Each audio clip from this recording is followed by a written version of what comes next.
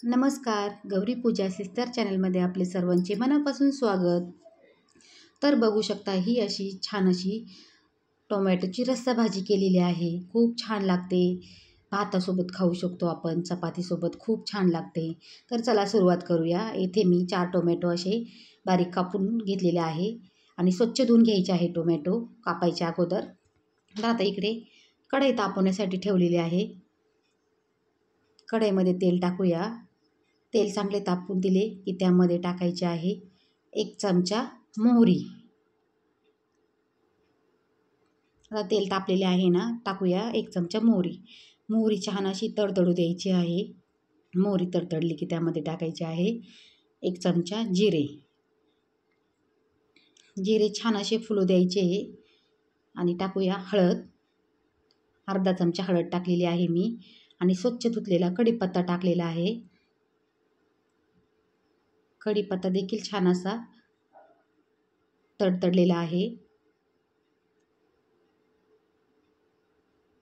त्यामध्ये आता आपण टाकणार आहोत जे बारीक चिरलेले टोमॅटो होते ना, ते टाकून द्यायचे आहे.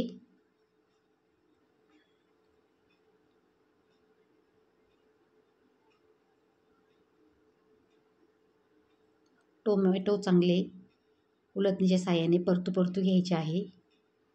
मऊसूत करायचे आहे. 1 ते 1.5 मिनटं लागतात.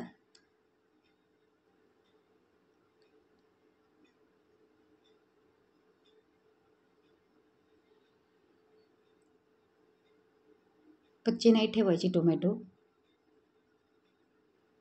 बघू शकता आता आपले टोमॅटो जवळजवळ परतत आलेले आहे. तोपर्यंत आपण काय करूया, मसाला काढूया. त्यासाठी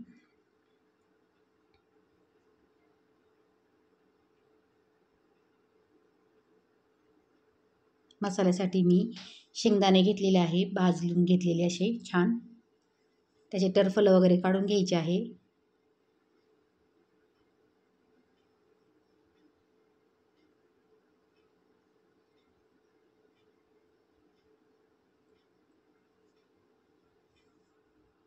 शेंगदाणे असे खरपूस चांगले भाजून घेतलेले आहे ना.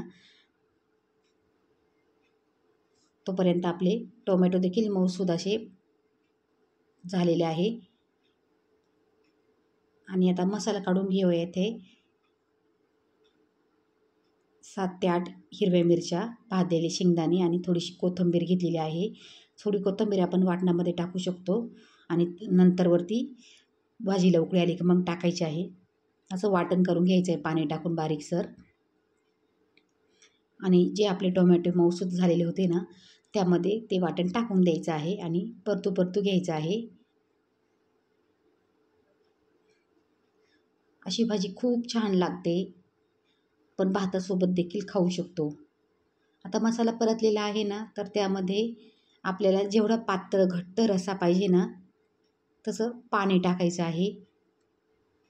बघू शकता आता आपला मसाला परतत आलेला आहे ना.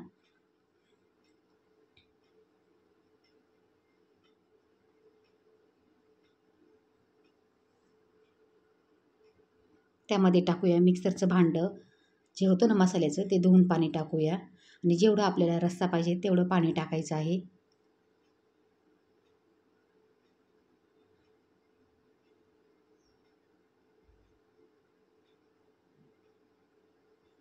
आणि एकदा पळीच्या साहाय्याने सर्व एकजीव करून द्यायचं आहे.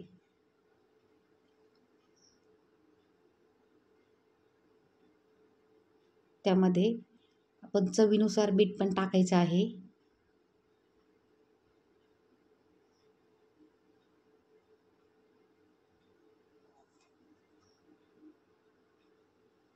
आणि भाजीला एक उकळी घ्यायची आहे छान अशी.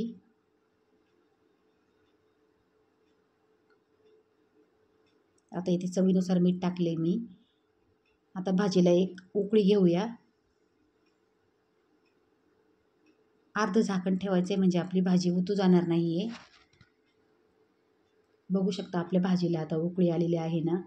खूप छान वास येतोय त्या भाजीचा. एकदम कढीसारखी लागते. दह्याची कढी कशी असते तशी लागते. खूप छान लागते अशी भाजी. अशी भाजी टोमॅटोची पातळ रस्सा भाजी आपल्या घरी नक्की बनवून बघा. व्हिडिओ आवडला असेल तर व्हिडिओ लाईक करा, कमेंट करा आणि चॅनलवर जर का कोणी नवीन असेल तर चॅनलला सबस्क्राईब करायला अजिबात विसरू नका.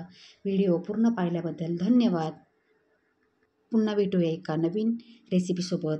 तोपर्यंत स्वस्त रहा, मस्त रहा.